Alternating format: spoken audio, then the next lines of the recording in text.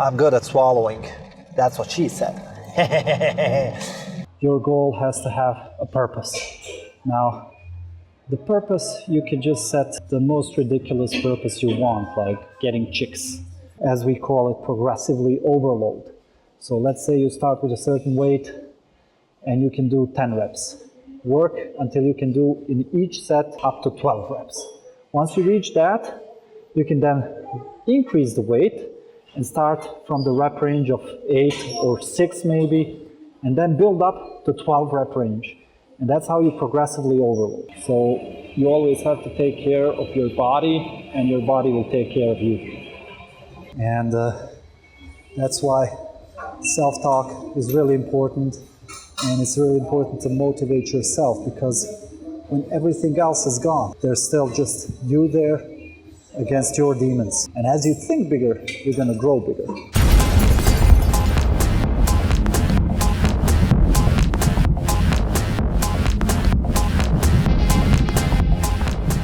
What up, and welcome to another push day. And today we're gonna do classic push training, but I also want to talk a little bit about mindset, how to push yourself, how to get in the right mindset for even when you don't feel like working out. And that's the main reason many don't continue their fitness journey, because they lose motivation, they can't keep the consistency going, and kind of lose focus in all this. Before we start, animal pump. I don't know if you can see it, but we have 9 pills here, which we're gonna swallow. Now, I don't know if you have problems with swallowing pills. I just pop them all 9 together. I'm good at swallowing. That's what she said. We're gonna go through a couple of topics related to the mindset as we go through the training. First, I'm gonna talk a little bit about goal setting, how to set your goals, and why is it important to have certain goals.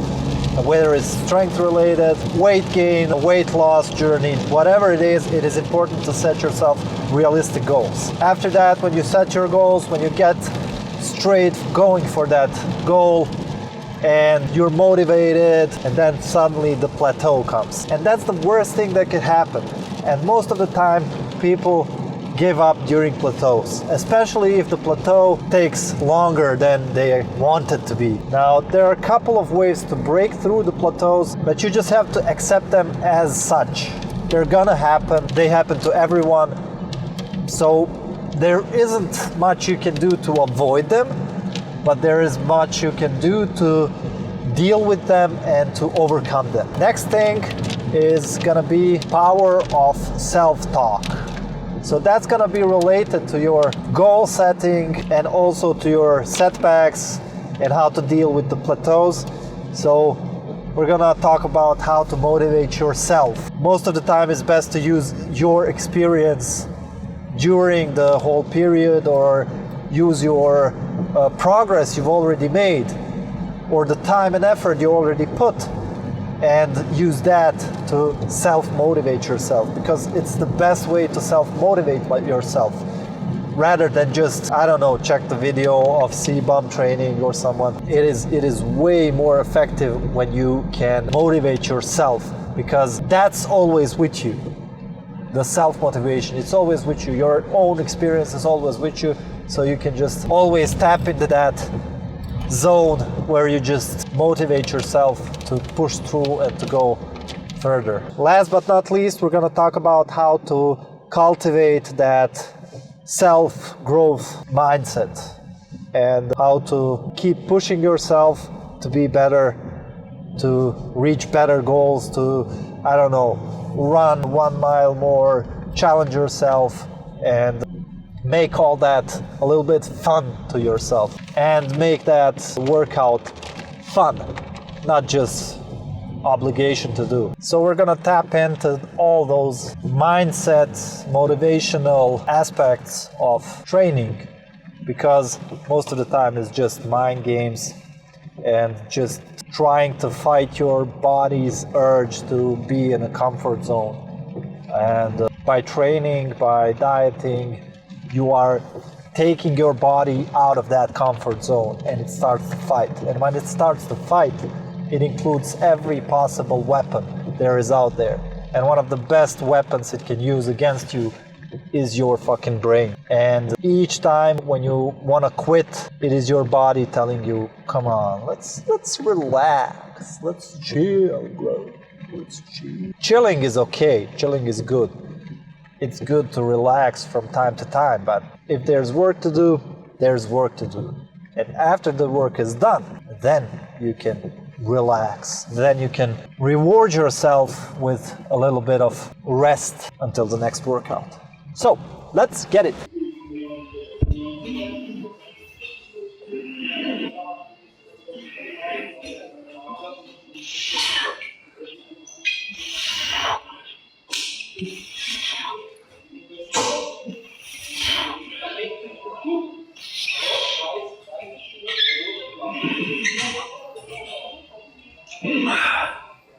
So like I said, first and foremost, it's important to set your goals right. So if you want to lose weight, you set yourself a goal to lose a certain amount of weight in a certain amount of time. And that's going to keep you accountable for your fitness journey. If your goal is to gain strength, then make some measurable strength gain objectives. For example, you want to be able to bench 100 kilos. And that's a realistic goal. Then you have to set small steps towards that goal. So that means lower rep range and less reps in reserve. It also helps to write your goals down. So if it's going to mean something to you, you can write it down in the comments below. So a good thing about setting your goals is to make them smart. The smart is twofold. First, it has to be smart. It has to be well thought of. And secondly, it's abbreviation of SMART. So the S stands for specific. That means goal has to be specific. For example, if you want to gain strength, your goal is to achieve 100 kilo bench press. So that's being specific. M, measurable, is, for example, 100 kilos. So M stands for measurable. It has to be measurable, for example, 100 kilos. A stands for achievable. You have to set realistic goals. So if you set yourself a bench press as a beginner to be at a world record, that's not really achievable.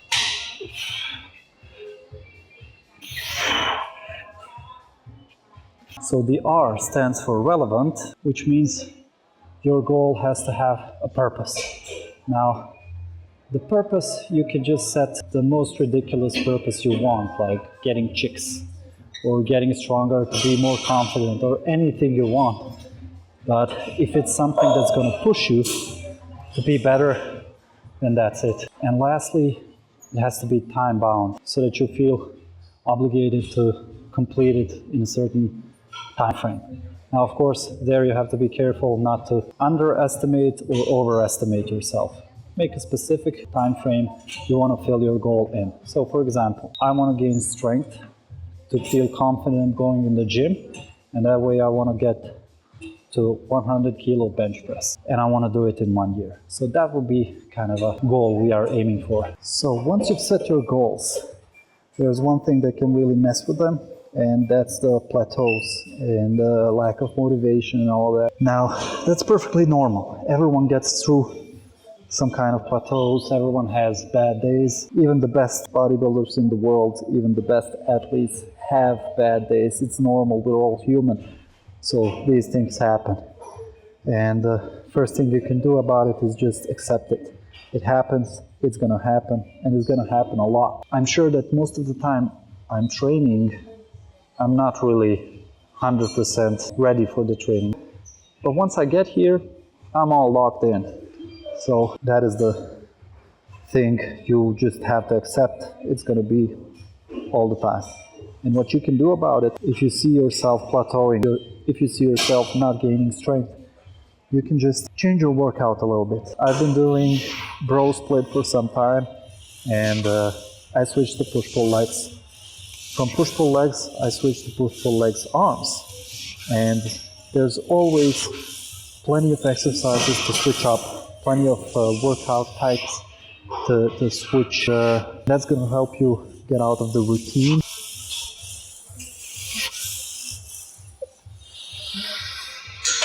There are plenty of ways in which you can help yourself get out of the plateau. But you have to understand that's how your body functions. Your body wants to be in a comfort zone. And when you start training, your body is not in a comfort zone. The way it fights is just by increasing the muscle size. Of course, with increased size of the muscles, the strength is going to come as well. Once you reach the certain strength plateau, strength niveau, the body just adapts to it. And if you keep doing the same exercises, the same rep range, the same rest range, without any, as Arnold would say it, without shocking principles, you're not gonna force your body to fight the stress you put on. It's just gonna adapt to the training and you're gonna be stuck in the same position. And you can do that by either increasing the weight and lowering the reps, and then, as we call it, progressively overload. So let's say you start with a certain weight and you can do 10 reps. Work until you can do in each set up to 12 reps. Once you reach that, you can then increase the weight and start from the rep range of 8 or 6 maybe, and then build up to 12 rep range. And that's how you progressively overload. Now you have to understand that if you progressively overload bench press, if you put on 100 kilos, 10 more, that is 10% increase, and that's a lot. So don't be shy and don't be afraid to put 1.5 kilo or 2.5 kilos or 1 kilo. Doesn't matter, it is increase. And on the 100 kilos, that's 1% increase. So 10 times that, you're gonna reach that 10% increase, but you're gonna reach it much more safely. Now the second way is just to increase reps. If you've been working in low rep range, maybe you should try working in high rep range. Just to, do 15 reps, 20 reps, and make little rest in between sets. Lower the weight, pump up, see how that goes. Or if you've been working in high rep ranges, try to lower in ranges and something like that. It is very important to just switch up from time to time. I've noticed that I've been tired lately a lot, even though when I sleep good, I just don't rest well enough. And I thought that maybe I'm overtraining. So what I did, I put the deload week, where I train a little bit less intensity. I'll see how it goes. Now the plateaus are easy to deal with because you just have to push through. But sometimes an injury can come and play. And that's where it gets really challenging to just get back into the game. Now, it's important that you have to be aware that injuries can happen and probably will, especially if you don't take care of yourself. So it's important to just always warm yourself up properly. I always do it with the exercises I'm doing. So for example, if I'm doing Pec Deck, I'm going to start with a lower weight and increase in a couple of sets to a working weight. You can also do a little bit of dynamic stretching, especially if you're doing legs, and just get ready for the heavier lifts. So you always have to take care of your body, and your body will take care of you.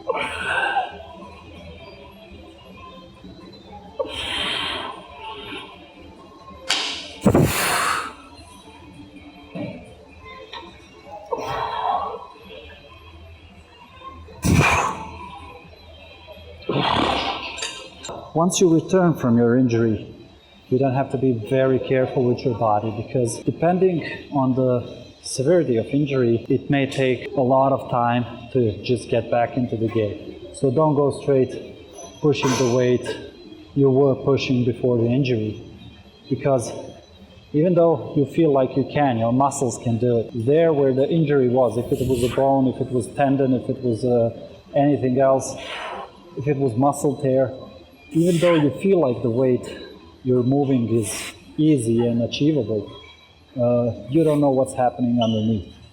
And the most important thing there is to consult your doctor and really get into it slowly and work on the exercises that's gonna help you recover rather to just jump in and go full ego lifting.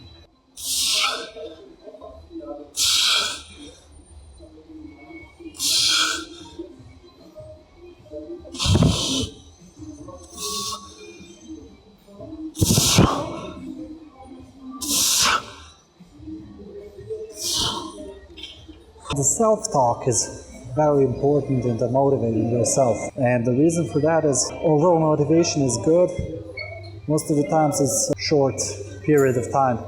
So let's say you watch motivational video, you're motivated as long as you're watching the video and the motivation goes up, and then as soon as the video stops, the motivation just drops. And that's why self-talk is really important, and it's really important to motivate yourself, because when everything else is gone, there's still just you there against your demons. And it's also really important to just focus on the goals you have achieved, focus on what you have done so far.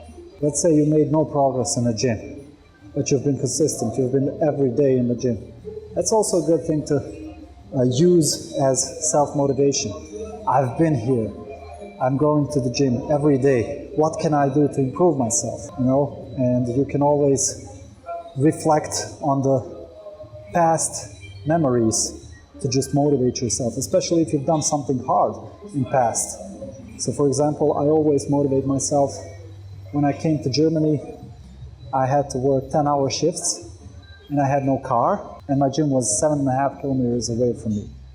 So what I did, I bought a bike, and after 10-hour shift, I would go 7.5 kilometers with bike, so that would took me around half an hour, train for an hour or two, then ride the bike back home, prepare the meals for tomorrow, and then do the same thing again. And that I did for about a year. Now that I have a little bit more time, I have car, I then ask myself, did I do that just to give up now, when it's easier, you know? And you can always use the hardships to push you further. And when those hardships pass, you're going to be left with a lot easier time to train, to dedicate yourself to whatever goal you want. And just by shifting the narrative into something positive, you can start to change, and you can start to motivate yourself even when you are doing bad. You know, even through the hard times, you're going to use the bad things that are happening to fuel your energy into something that's going to make you grow. That's basically what you have to be thinking about. It's just that growth mindset, you know. Now, a lot of the influencers, especially like the ones that do the finance, use that growth, but they kind of overdo it to the point where it becomes absurd and funny and just like, what the fuck you're talking about. But yeah, it is just how you can improve yourself in whatever you're doing and get the best out of yourself. So one way you can adapt that growth mentality in your fitness journey is just by challenging yourself. If you have a training partner, challenge each other to lift more, to do more sets, more reps, but just don't go to too much of a volume, because I would rather go for heavier sets and less volume, especially if you're natural, rather than high volume with lower intensity. It has been proven to be beneficial for muscle growth, so there's no need for you to go in super high volume trainings. And with that said, you can always challenge each other, or you can challenge yourself. The best way to challenge yourself, like I'm doing for example, is to write down every lift you're making and increase the next time you're lifting it. So let's say I'm doing bench press and I did 10 reps of 100 kilos. Next time I'm trying for 11 reps, 12 reps, and so on. And that way you're gonna always think bigger. And as you think bigger, you're gonna grow bigger.